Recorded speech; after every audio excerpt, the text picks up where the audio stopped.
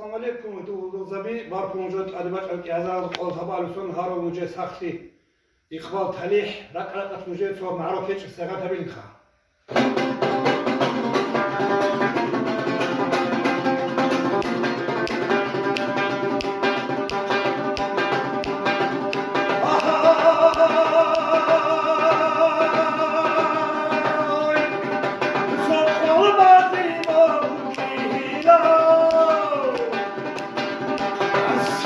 خلوب